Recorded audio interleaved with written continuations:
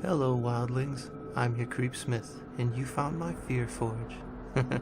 Lucky you. Today's story: my teacher narrowly escaped being murdered by MiMi9408. When I was in 6th grade, I remember I had this beautiful teacher with very long, dark hair and large, mesmerizing brown eyes. She was very kind, but she was also very strange. I remember noticing that no matter what the weather, she was always wearing these long-sleeved shirts, and even when she wasn't wearing them, she had a lot of thick bracelets that always covered her wrists. She also had a tendency to act like she was constantly watching her back, or something was making her do that. Well, one day all of the children in class had finally finished our work. When this happened, we were normally allowed to talk and play games amongst ourselves until the next lesson. I remember that in the midst of all this, the conversation turned quickly to kidnapping and murder, as in there was a child talking about something tragic that had just happened in his family, but he meant no harm. I wasn't really engaged in that conversation, but rather, I was watching my teacher, whose face had gone pure white and who was now tugging profusely at the sleeves of her long-sleeved shirt, as she often did when she was nervous. After class, I approached her. She was still looking very much uncomfortable, and I asked if she was okay. She gave me a confused look, as though she didn't actually expect me to be paying any attention to her. Then she asked me 2 questions. The first was, "Can I tell you a scary story?" Now, at the time, I was very into anything creepy or strange, so I said yes without any hesitation. Her next question was one that kind of baffled me. She then asked, "Do you know who Ted Bundy was?" I had no idea, and so I said so. She looked down at her hands, which were now folded on her desk, and she began to twiddle her thumbs.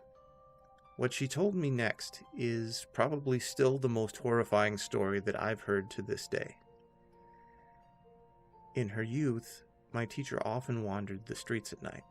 She thought that since she always visited crowded areas and lived in a very populous city, she didn't think that it was anything to worry about.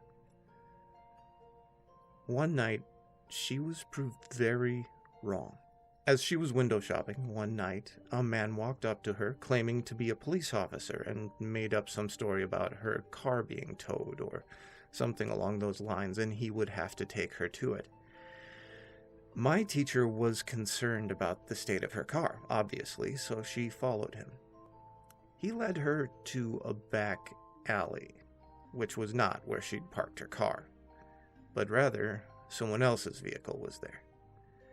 At this point, she says that red flags started going up all over the place in her mind, so she did what any normal person would do and asked the officer to see his badge. The man smiled and flashed a badge in her direction, and immediately my teacher felt safer. Then they began to approach the car. My teacher, again twinging on the suspicion of it all, demanded to see the badge a little closer. And that's when the supposed officer put his hand over her mouth and threw her into the back seat of the car. She tried to scream, but he kept his hand over her mouth. He then reached for something with his free hand. It was a pair of handcuffs that he used to cuff her hands behind her back. She begged and pleaded with him, but to no avail. Fortunately for her, before anything really bad could happen, she somehow managed to escape. How exactly she did this, even she's not sure. But as soon as she got out of the car, she took off, yelling and screaming, and did not look back.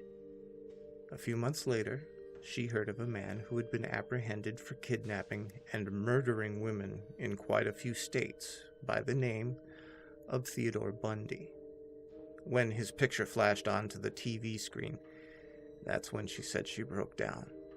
it was that same man that had tried to abduct her. At the end of her story, she rolled up the sleeves of her shirt.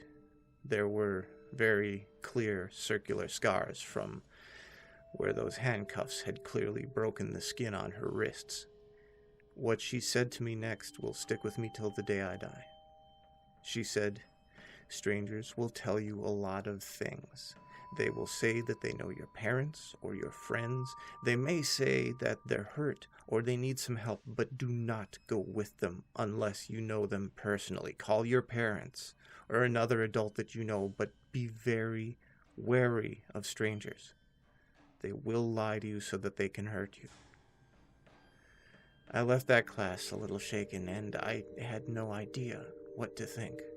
Sometimes I still don't. I've used this story countless times to warn family members or other children of the dangers of talking to people that you don't know. I wish I could see her again, see how she was doing. But I have no way of getting a hold of her now.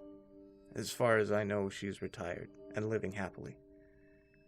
But I would like to know for myself, just to be sure. So stay scary, kids. Remember to always look out for yourself, because sometimes you may be the only one, and make the most of your nights.